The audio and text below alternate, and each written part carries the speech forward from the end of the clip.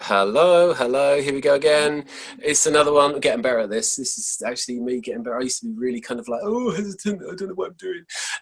It's another one of my interviews with fantastically generous people who come on and give me 40 minutes or wherever it is of their time so they can talk about themselves, but not in an egotistical way, just sharing who they are.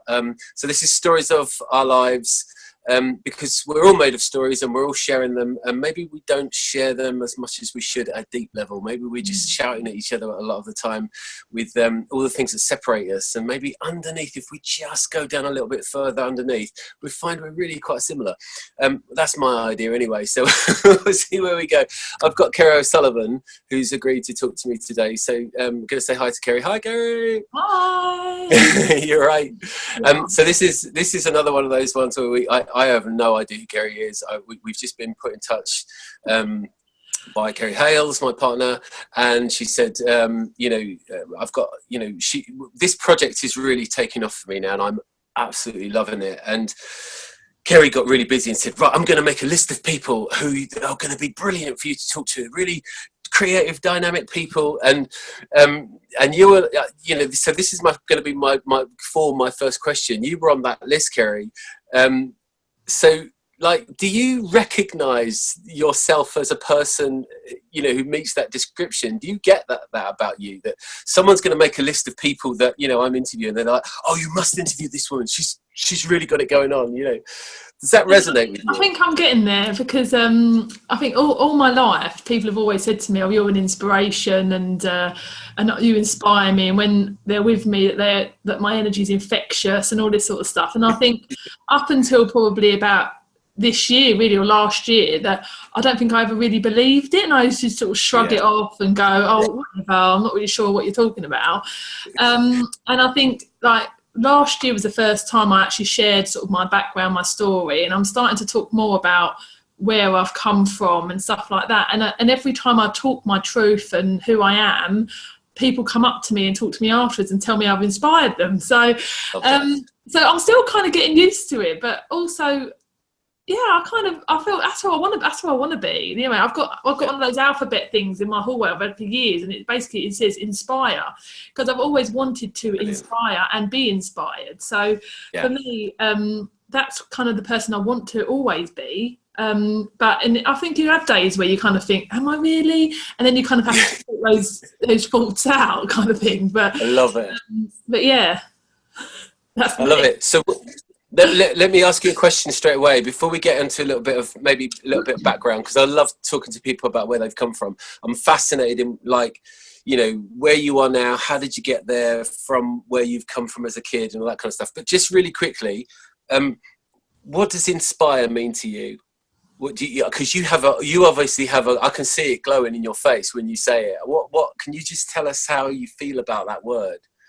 Well, for me, it's just something that really sort of makes that difference to you. So if I meet someone in a coffee shop and they just make my heart beat faster, and I just feel thoroughly in awe of them, and so in terms of me being inspired, and then for me, the difference I can make to others by just tapping into something that makes them think, do you know what, I can do this, and I can make that big change in my life. And yeah, and I love to see that glow in others when I say something and it makes them go, yeah, that's it, sort of thing. That is beautiful. I love that, and that's that's the thing that we're Kerry and I are really trying to do at the moment. Is that we talk about ripples, everybody's got a glow in them, but we some of us get so stuck. I did for many years in my life, just stuck under so many shoulds and, expectations and pressure of having to do this and just feeling not good enough and all of that kind of stuff. And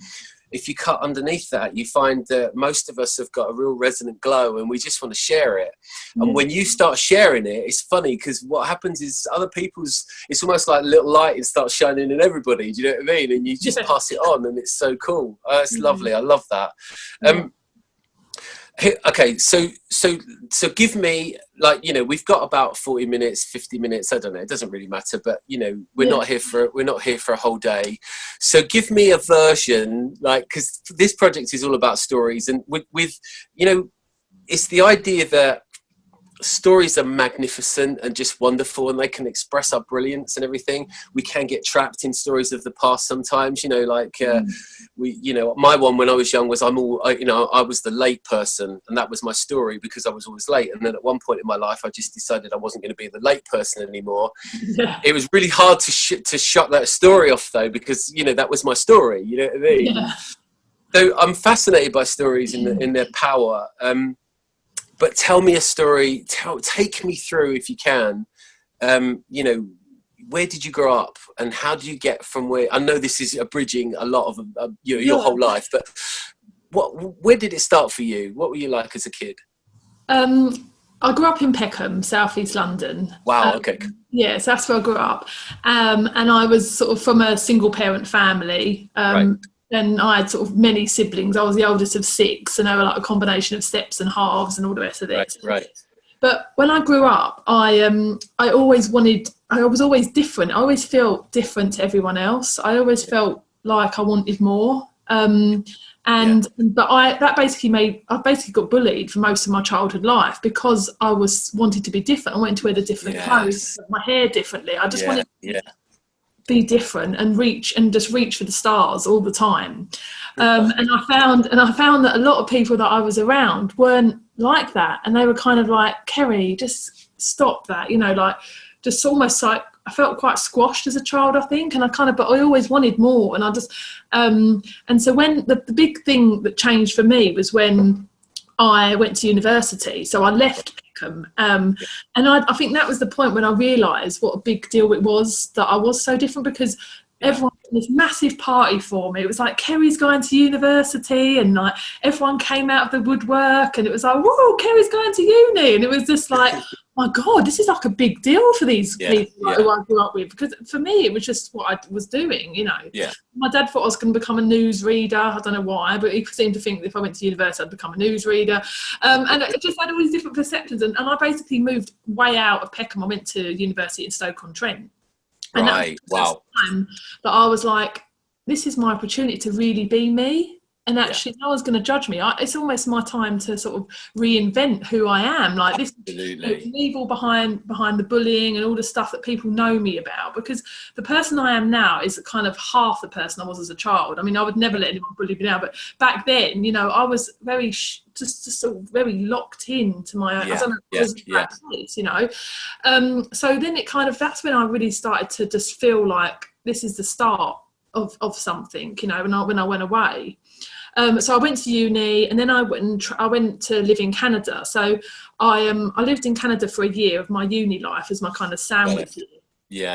Again, though, I've always felt like I've been running away all my life. So my mum, my mum had bipolar, so she was always like she was mentally ill from like a very young age, and kind of I went through quite a lot of tough time when I was at uni, and then I just was like, I'm going to Canada, like I'm leaving everything, I'm going, because I just knew I had to get away again. It was I've had to work for a lot of stuff around that kind of selfishness that I felt back then of leaving everyone. But again, it was about searching for the next thing.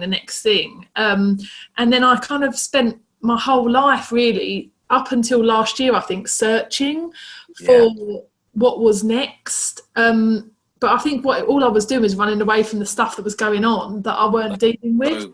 Fascinating. I kind of like, so I went in, I got married, and then when I came back from traveling, I went traveling with my husband, and we kind of, and then that ended badly, the marriage. He left me for a younger model, but all the time I just knocked myself off. Like I just went, right, come on, just get on with it, you know. I just thought, on to the next thing, I'm stronger than this, and I just kept going. I kept thinking, there's more to life. What else is there? Come on, give me some more. What, you know. And I've kind of felt like, I've kind of used this before, but I feel like I've lived my life on a bit of a hamster wheel. Until the last year, and I've kind of just been going, come on, and but never really feeling.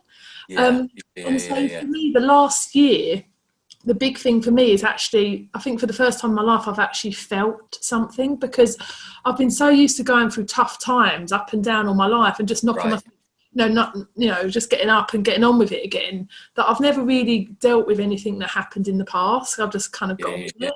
And so last year it's been crazy because I've had all sorts of stuff come up from my past and things that have really kind of shocked me, but also helped me to move on to that higher level again. And which has made me realise that how important it is to clear some of the stuff that's you might not even necessarily be aware that it's actually happening. Right. Subconscious. And that's kind of what I've been working on. So that's a kind of a bit of a very short summary. I wish we had 2 hours because I've got so many questions. So I've got a question for you. I mean, I don't know if this is true for you, but I was the first person in my mum's side of the family. My dad's American, so his side of the family is in the States. My mum and dad, were together. They stayed together. But I was the first person of our side of the family to go to university, and it was really interesting because it was quite a big deal, and there was a really strange kind of feeling about it where everybody was very proud, but at the same time there was this idea that I had separated myself somehow. There was that sneak type thing. Yes, exactly. Yeah. So I was wondering if any of that was similar for you. Was that? Yeah, I mean, I think when I used to come back from the holidays and stuff, I kind of used to, and even when I went travelling around the world, I'd go away for a whole year and I'd come back to the local pub and everyone was still sat in the same chairs, drinking the same pint, going to the same night. Right. And I used to think, I've had this most amazing life in the last year, and I've come back and everyone's still doing the same. Why are you still doing the same? Why would you still be doing the same thing? Absolutely. And the stars and getting everything you want. And so that was kind of like, it was a bit, I used to feel a bit sad actually, but I also used to feel so happy that I was going out and actually doing it, Yeah. So. Yeah. Okay. So who you said you were like single parent family, but you mentioned your dad. So who were you living with? My mum. Do you live with your mum? Okay. But you were in touch with your dad. You saw your dad regularly. Yeah. Well, not too much, to be honest with you. But now and again, we used to go there for weekends and stuff like that. And my mum I had a stepdad for a while and things like that. But then when I was 15, after my mum had her first sort of breakdown, and right, and that's when things started to change. So I had a younger sister, who's like my real sister, and that's when we didn't really have a home from sort of 17 upwards because my mum sort of she was very sick, but you know what, I think I struggled quite a lot with that growing up, and I've struggled quite a lot of it in my adulthood actually, but in the last year I've realised how similar me and my mum are, and actually in terms of my holistic spiritual side, I know all that's from my mum, and as much as I've had quite a tough upbringing, it's always been normal to me. So it's only when I talk to your oh wow, experience. You've had a tough life, and I go, not really. It's just been my life. It's not. It's my life, exactly. That's we've been talking about we're doing classes and we're hoping to do retreats and that kind of thing, and we're kind of building the core of it now because we're working together for the first time, Kerry and I. And one of it is everything is your life. Not just the good bits. We want to kind of cherry pick the Instagram moments and kind of, but even the shit bits of your experience, aren't they? It's all your life. And if you're not awake, if you can only be really awake and shining when it's good, that's a real shame because you're missing so much of your experience. It's like being down is still human experience, isn't it? You know what I mean? I mean, I remember last year I did a post on one of my pages, and I just said basically it's fine to be vulnerable, and actually. Because all of my life I've always shied away from being vulnerable, and it was only when I went through like a grievance at work actually, and it was one of the coaches said to me, he said like, did you tell them you were struggling? And I said, well, no, they should have known I was struggling. Did they not tell? See, then that's when I started thinking, well, actually no, unless you actually say, people think that you're just like Wonder Woman and all that, but you might come across a little bit stressed. But actually, when you really are struggling, you need to tell people, because the vulnerability is so powerful. And actually, that's something else I've tapped into as well in the last year, and the difference it's made to me, just being vulnerable in terms of the relationships that I've got with people and stuff like that. Interestingly though, my sister said that since I've been on this new journey, which EAM it's called, I've been on this new journey, that I've it's almost been on the verge of a breakdown mode. But actually for me, it's like, no, I'm actually feeling for the first time in my life. Right. I've been numb. I feel like I've been quite numb all my life because I've never really wanted to feel, if you know what I mean. Fascinating. Feeling was weak. in a way. Yeah. Yes. Oh my God. So like people come, we do these interviews and I say it and loads of people say it. What seems to happen when we get into this space is people start to open up a little bit, and they, you know, especially if they're a bit guarded normally, and they will then get into real quite, you know, honesty about how they feel, and they'll start qualifying it by saying, oh, this is going to sound really fluffy, this is going to sound corny. I say this kind of stuff as well, and I realized that was happening on a regular basis. And it's like, we live in a culture where it's kind of regarded as a bit weak to talk about that. I don't know if it's a throw over from previous centuries, or, you know, the stiff upper lip and all that. But this idea that if you express your feelings in any way, then you're kind of weak, is still really with us. You know, you get people and they'll say something like, you know, you'll ask them about their happiness, and it's almost like you can't really talk about it because it's just not serious. Do you know what I mean? It's like, it's not allowed, you know? When you give people permission, though, people have that permission. And it's like, and that's what I loved about, and then people go, what do you mean? It's so, just let yourself, if you need to cry, you know, let it out, you need to.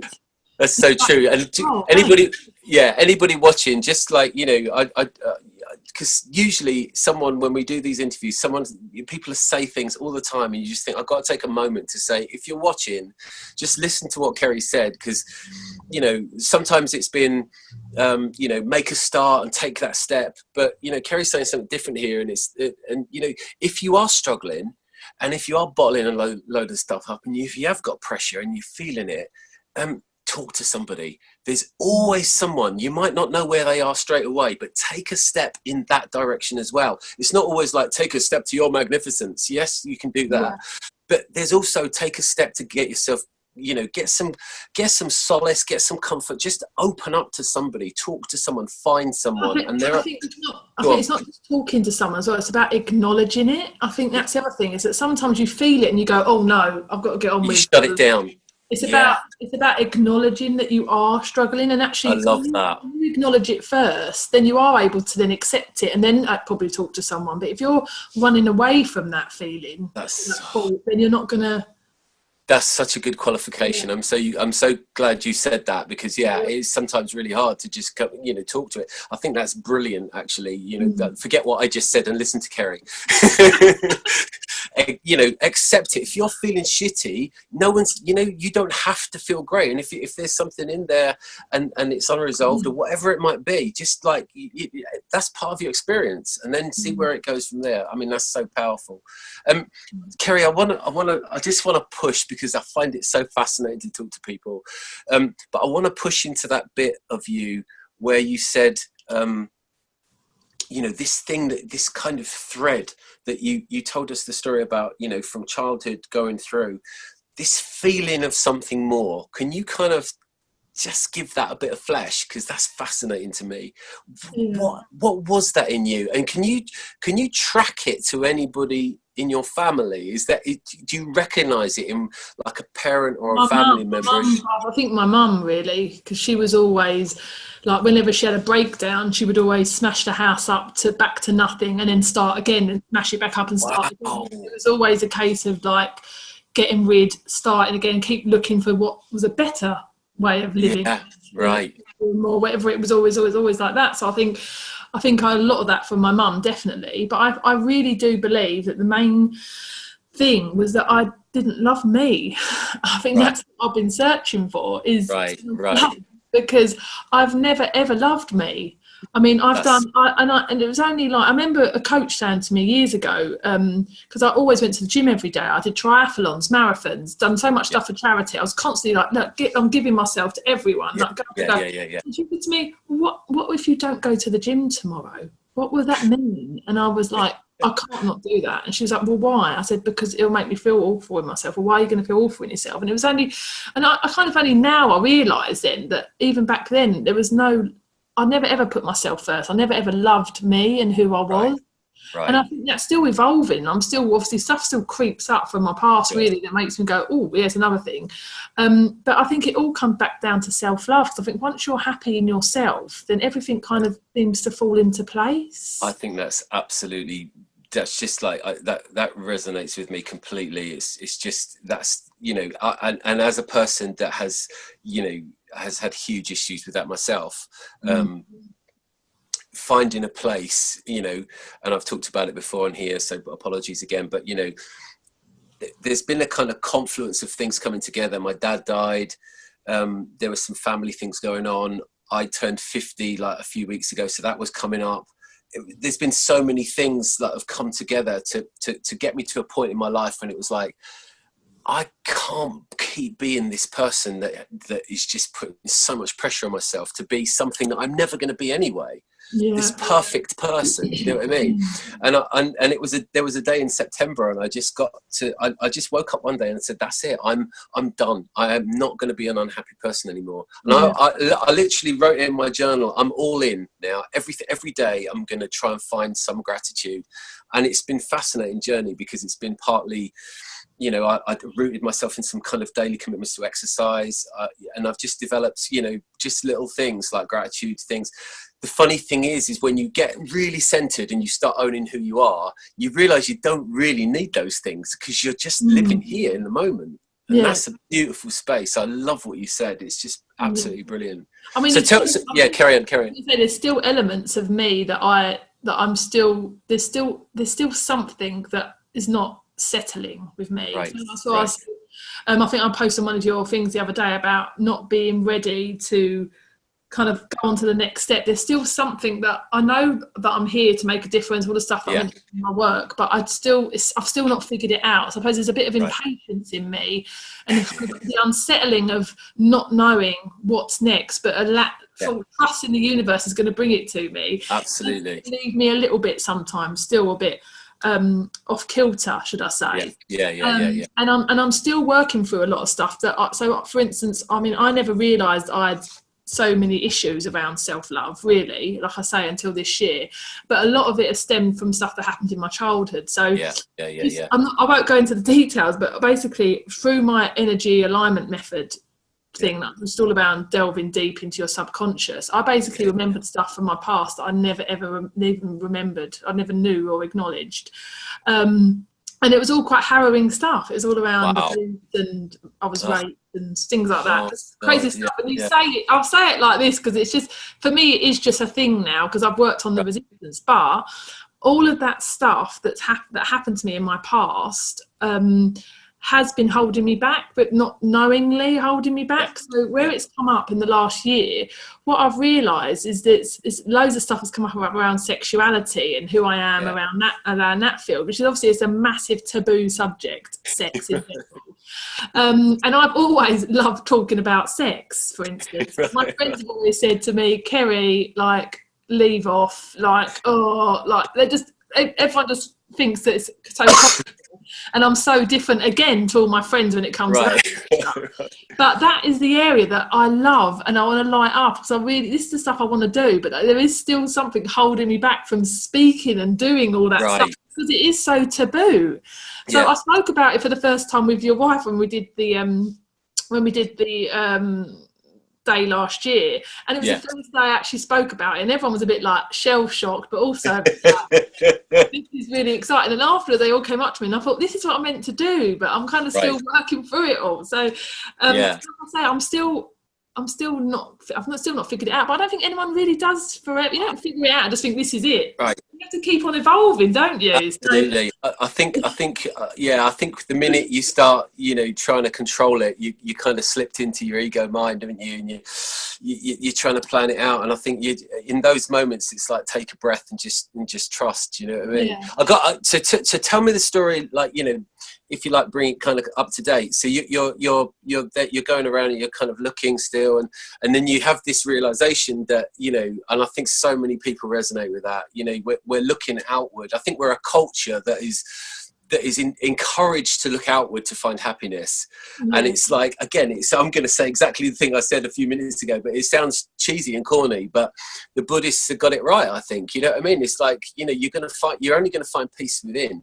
It is inside you. And when you get okay there, when you realize that you're okay in the moment all the time, and that means even if you're having a pile of shit tipped on you, there's still a place inside you that no one can touch. Once you start resonating with that, it's like all of the crap of life starts to kind of dampen down a bit, and you start to, for me, you just glow on a different level.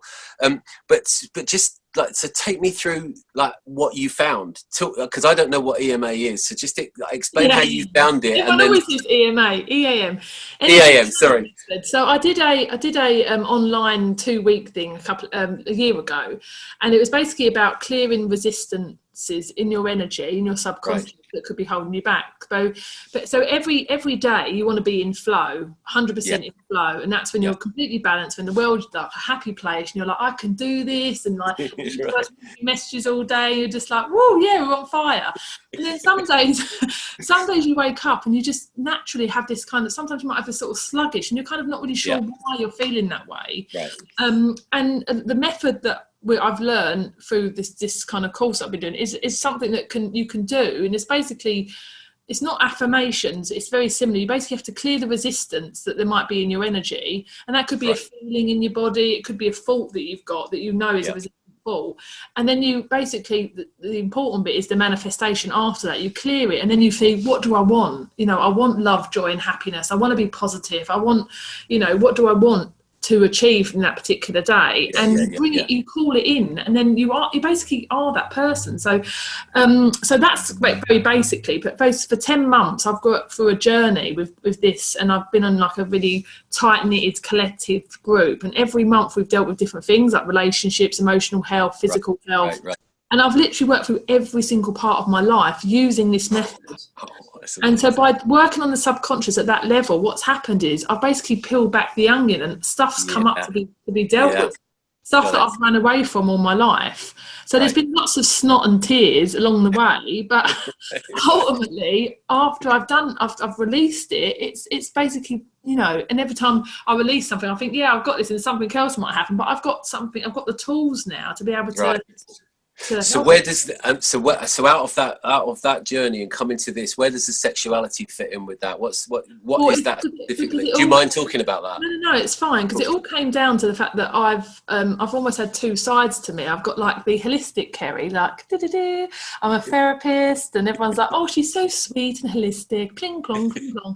And then I had this wild kind of sexual goddess side, I call it, which is like this sort of secret stuff that's going on in my head that no one's ever known about, kind of thing. Brilliant. And I basically explored that with my Taylor, who's a founder of EAM, and I sort of said, like, what is going on? Where is this other side coming from? Because the other side was a bit like, I thought it was going to end up ruining my whole life, my relationship, because I wanted to go and do this wild and wacky stuff that was just so against what I normally do.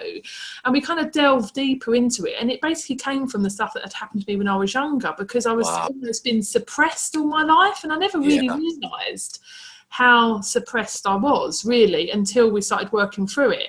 And I've always had an amazing sex life, I've always loved sex and all the rest of it, but again, it's about, but what about me? Have I really connected to me and my own sexual energy? And the point was, I hadn't. I'd never really explored that.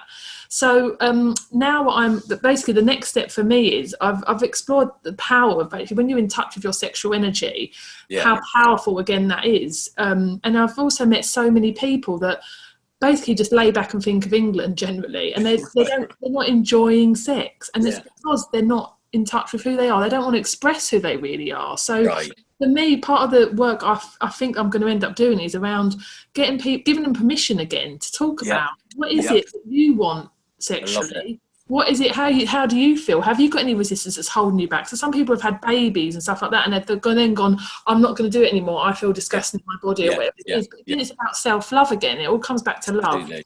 And then in a couple of weeks, I'm starting my first Tantra course. So I'm basically going to be doing a 6-month Tantra course, because I really wanted to delve again more deeper into the spirituality around it. And I keep saying to people, it's not just about sex; it's about connecting to self, and only then you can connect to your partners. Because so many of my friends, and even me included, me and my partner have been through such a tough time lately, and we're still working on trying to connect again. And not just, like I say, sexually. Like Tantra's all about just literally looking at each other in the eye. I mean, so many people have forgotten to even do that with each other. Absolutely. Oh my God. It's so true. That's the work. This is the work that I want to do. I want to reconnect people to self, and then connect couples together. That's the stuff that really floats my boat. But I need to go on the journey myself first, because I know that I've got to do some work. So this is what months are about. You do it, and then you kind of you set the groundwork really for kind of being able to take it out, and it gives you that kind of resilience to be able to say, no, I've done this myself. But what you're saying, I think is so valuable though, because I think that's the thing, isn't it? Whatever it is, you know, we are sexual beings, aren't we? But I think for so many people it becomes functional for whatever reason. It just becomes a functional thing. There's no I mean, my word at the moment is joy, and joy as distinct from happiness. I'm not really sure about. It has these connotations of kind of like, you know, kind of airy fairiness, whereas a joy is a kind of really deep feeling in your heart. You know what I mean? It's not kind of, you shouldn't do anything unless you're happy in life, and that includes sex in my eyes. So I love that. You know, like, so for instance, like a woman don't necessarily orgasm every time they have sex, but the reason they're not orgasm is because they're not connected. They're sitting there thinking of washing, or the fact they've got to get up at 2 o'clock, you know, get up in the morning.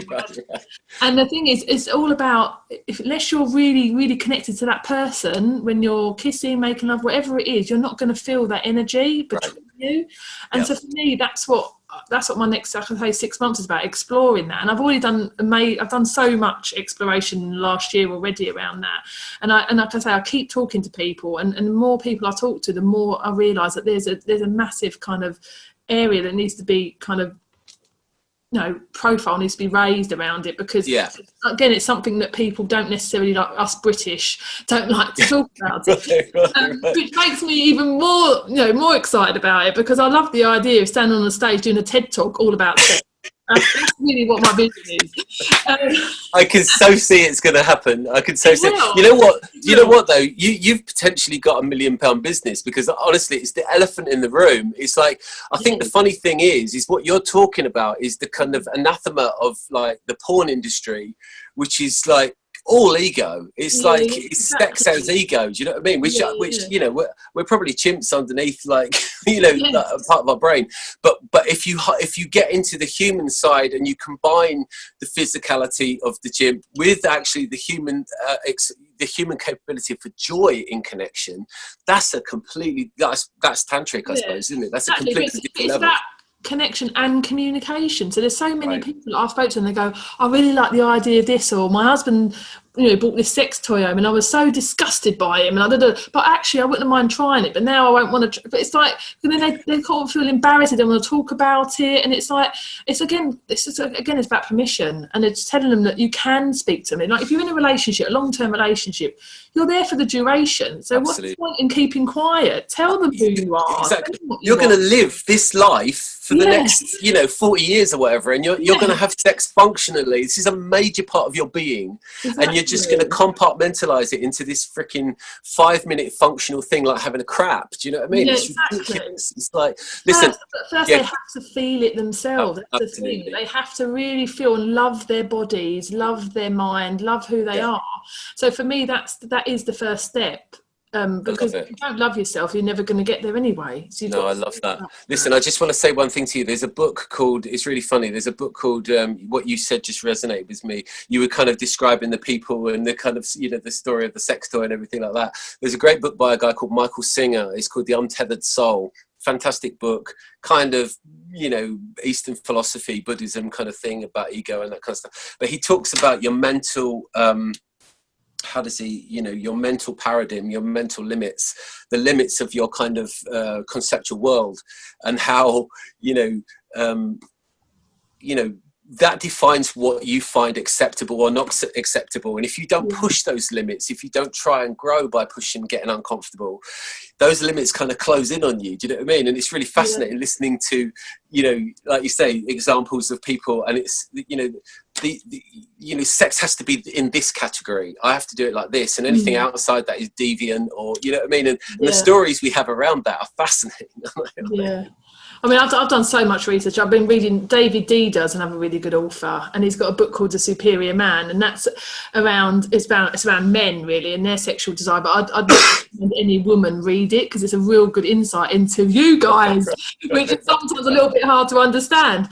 But basically, it's around that if a guy doesn't have a purpose or a passion, you know, something that they're aiming towards, then the rest of the stuff kind of just doesn't work, because you have to, and I think that's true for anyone, you have to have a focus of whatever it is. And it's a really amazing insight into it's around sexual desire, but also around just how to kind of understand relationships and stuff. And it's been amazing for us. I love that. So. Well, I'll try and link that underneath when I put this out. Listen, I'm gonna change tack a little bit and just throw some questions. Just throw some questions at you. Just see where we go. So one of my things that I'm really fascinated about is how we, whether you call it flow state, whether you call it thriving, whether you call it flourishing, whether you call it glowing, shining, when we're being our better selves, what is that for you? What is it when we thrive, Kerry? It's when you literally feel like everyone's smiling at you, like the sun's shining, and you just have like this kind of excitement about you to just go out and do everything you possibly can in your day and just take on everything and learn from everything. So everyone you meet, you think, oh yeah, that's interesting. Days where you just are just so happy. I don't like the word happy, and joyful about just being on this planet. Because like I said, I think, life is such a true gift, and I think when you really embrace life, love life, and look forward into everything you can possibly do, that's when you're in flow. When you think anything is possible, and anything is possible. Absolutely. Oh, hear to that. Brilliant. Okay, let's get this one. Kerry O'Sullivan. Yes. What are we doing here? Talking about my life. which is so inspirational, obviously. So be inspired. Okay, I got another one for you. Do you know who you are, Kerry? I do, but I'm still learning. That's really good. I love it. It's brilliant. I find more and more about me every day, and it's even more exciting the more I find out. So I don't think you ever really know you. But you know you, but you're always searching, I think. If someone came to me and said, like, you need to be really concise, but give me some really short phrase or 3 words or something. If I want to know who you are, what are you going to say? That's a tough one. There, you got me there. If I want to get a real sense of you, what are you going to say? Something short. What do I need to know about you to know who Kerry O'Sullivan is? I'm powerful, inspirational, courageous, and keep going. I love it. Infectious to be around. Infectious to be around. I love it. That's so cool. That's so cool. I'm supposed to have asked you a question. So where are we? We've got a few minutes left, so I'm going to ask you this now, and then I'm going to ask you. I should have done this right at the beginning, but I forget this every single time because I'm a donut. So think of us. I'm going to ask you this about 5 minutes to tell me, right? So think of a song, a meaningful song for you, and tell me a story about that song at the end of the interview. Yeah. I already know what one it is. Yeah. I already know what it is. It's really funny. It's brilliant. Right. I want you to fill in the gaps. Okay. Okay. Pressure comes from within. Oh, yes. Listen to that, everybody. It's not from the outside. It comes from here. Yeah. A lot of it's totally made up. Beautiful. Beautiful. You're so cool. You're gonna be a superstar. I can just tell it. Success is whatever you want it to be. Brilliant. That is it. That's absolutely it.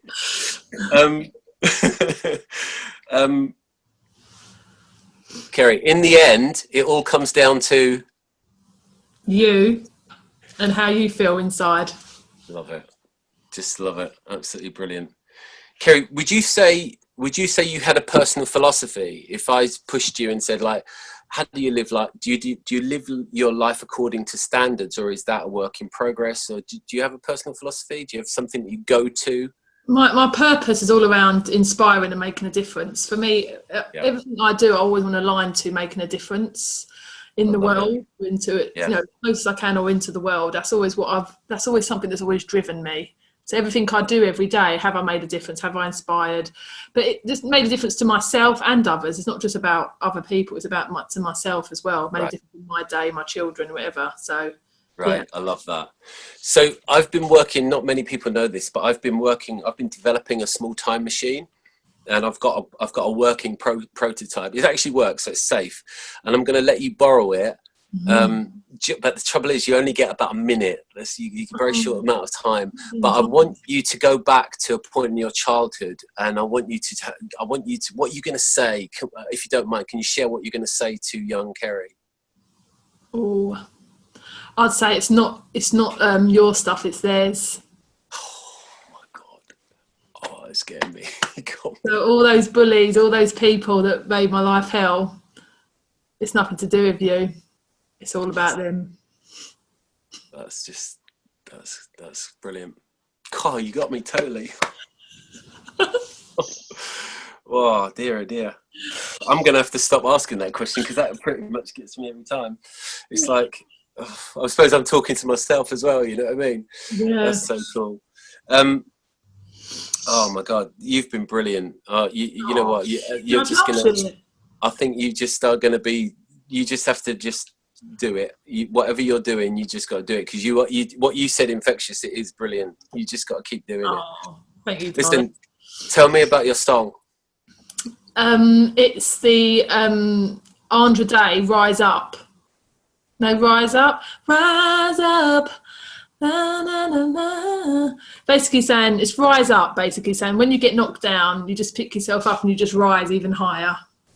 And I found the song when I was one of my friends was she passed away last year, but she was dying of cancer, and we had a benefit do for her, and I really wanted to sing a song at the benefit do, and I found this song, and it basically just said, you know, I know that you're trying so hard, and I know you keep basically getting knocked down every time, and you just keep getting up and going for it and fighting again. And it basically really resonated with my friend Helen. That is it, yeah. And then I basically, now and again, quite often, if you looked at my Alexa logs, it's always like, Alexa, play Rise Up. And in the morning, whenever I just put it on and to sing my heart out to it, because it's just so true for anything. Is that basically wherever you are in your day, the whole day hasn't got to be like that. You can just rise up again. You haven't got to spend the whole day in that kind of low state or wherever you are. And that, my God, in life, you'll always rise again.